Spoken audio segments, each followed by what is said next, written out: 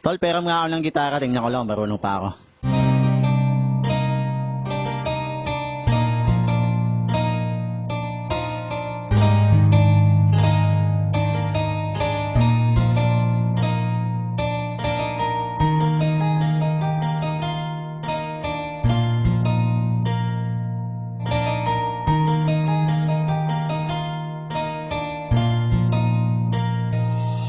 Hindi ba simula sa pagkabata tayo'y madalas na naghahabulan mo ng pakialam kahit na madulas ka?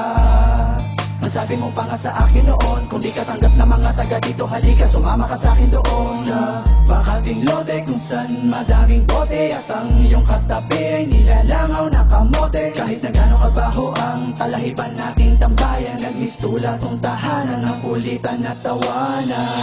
Paano na yan, gutom na ako, di na ako makakatagal. Ang sabi mo tayo'y magtapon basura o di kaya ay mga pasa kanal o mga lakal na bote at bakal doon natin bebenta kay nalahuli. Saka na lang tayo humalak uli kapag laman ng tiyan ay wala na uli. Sa bawat tambayan, iskinita man ang looban, ay di mawawala ang tawanan at kalokohan. Sa mga pagsubok ng buhay ko, di mo ako iniwanan. Okling, isa kang tunay na kaibigan. Inuman tayo! Sige, kaso wala kong pang-abono. Ang may aambag ko lang ay ang kanta kong wala sa tono. Silong tayo sa aking kubo kasi medyo umaambon. At pagsaluhan natin ang niluto kong pansit kanton. At sa katokwa, kasama ka lagi pag-istokwa. Lagi tayo puyat, alapan natin yung may insomnia. Yung gitara, bukas mo na lang isole. Huwag mo lang ilalayo, baka makita ng may-ari. Kain na kain payat, tapos tulog ng tulog puyat. Hindi natin trip pa mag-aral, diba? Kaya tayo ay nagpatato sa balat. Standby! Payosi-yosi, hindi ako sigurado kung bukas ay meron pa tayong mabobogchi. Kay Aling Shoni, igib tayo tatlong timba. Hindi ba wala naman tayong hiya? Doon na tayo maligo sa gitna ng daan at kung pormahan, sige sasabayan na kita. At ang suot natin damit at saka pantalon galing sa sampayan ng iba.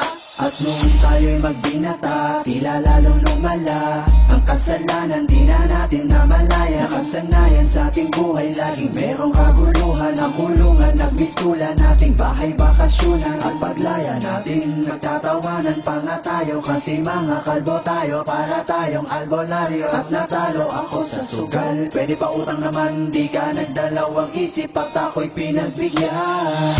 Andito na ang kaibigan ko. Andito na ang kaibigan ko. Andito na ang kaibigan ko. Na handang sumaklolo.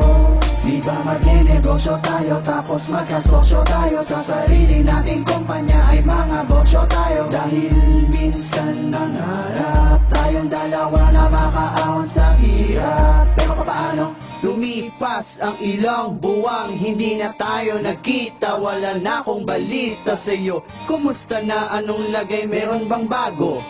Nakakamiss din pala ang tarantadong talentado kong kaibigan. Teka, nag-text si Yob, isang masamang balita na ikinasama ng aking loob. At hindi ko napigilan ang pagluha ng mata nang mabasa kong patay ka na pala.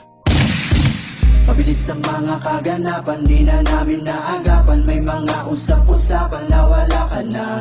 Tangina, hindi magandang biro yan. Sinong nanakit sa'yo, turo mo sa'kin sino dyan. Kung sino pa ang mabait na nilalang ay siya pa ang pinaslang. Dapat di na lang, ikaw iba na lang. Sa dami ng mga pinagsamahan natin ay paano ko tatanggapin? At tanda mo na iniwanan mo sa'kin ay mag-isa ko na lang lalanghapin.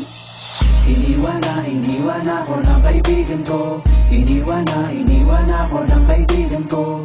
Iniwan na ako ng kaibigan ko. Isa sa mga matalik na kaibigan ko. Hindi kita malilimutan, yan ang iyong tandaan. Nandito ka sa aking puso at kung nasaan ka man ay sigurado na hindi ka makayosit makatagay. Kasi nga alam ko naman na sa langit ka nakatambay.